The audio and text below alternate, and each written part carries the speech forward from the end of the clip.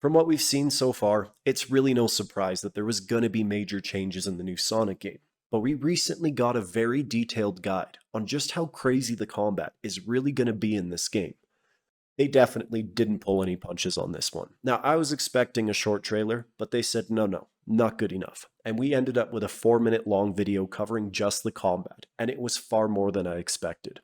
Now, if you haven't checked it out, definitely do that. But not now. Now we're doing this. For the first time in Sonic franchise, Sonic Frontiers will be introducing a new skill tree. This is the one thing I never realized just how much the franchise needed.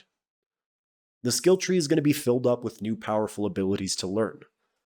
So how it all works is actually pretty cool. In the beginning of the game, you're going to start off with a limited number of moves. From what I've seen, it's going to be a standard moveset like homing attack, drop dash, and stomp. And then over time, you're going to unlock more by collecting enough skill pieces.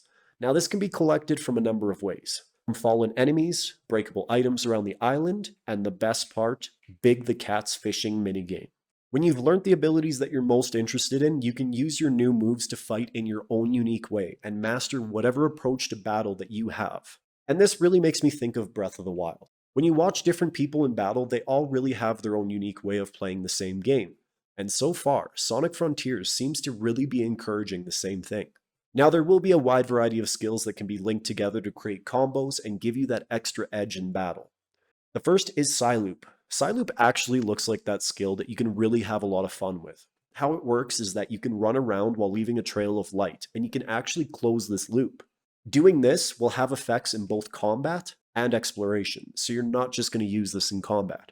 Then there's Phantom Rush. When the combo meter is maxed, Phantom Rush is activated and your attacks will be more powerful until the combo meter reaches 0. This skill looks like it's going to be your best friend in a boss fight. Next, there's Sonic Boom, where you use quick kicks to unleash shockwaves to pummel the enemy. And lastly, there's Wild Rush, a high-speed zigzagging effect.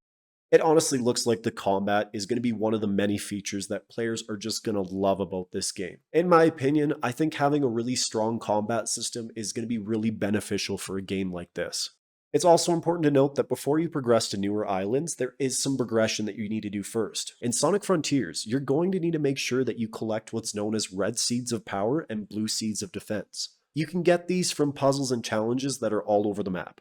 By not doing this, it's going to make your life more difficult. So much so that they really felt the need to emphasize this in the trailer. So it sounds like over time, you're really going to face more and more challenging foes. I kind of hope that there's going to be a different difficulty setting to really challenge some players, but if you just want to experience the story, you have the option of doing that. But so far, I haven't seen anything about that, so it doesn't look like this is going to be implemented in the game. There also looks like there's going to be a lot of strategy in how you take down some of the foes in the game. It's not just going to be a good button mash and boom, the fight's over. Certain enemies are going to be able to put up a barrier to protect themselves from incoming attacks, so you can use Psyloop to break their shield and deal as much damage with the new skills you've learned before it goes back up again.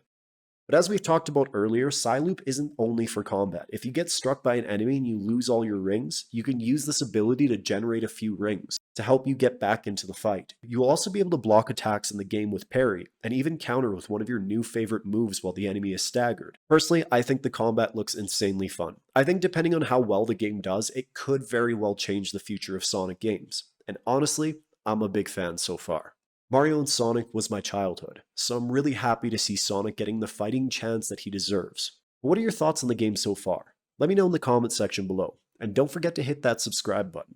Thanks for watching. I'll see you in the next one.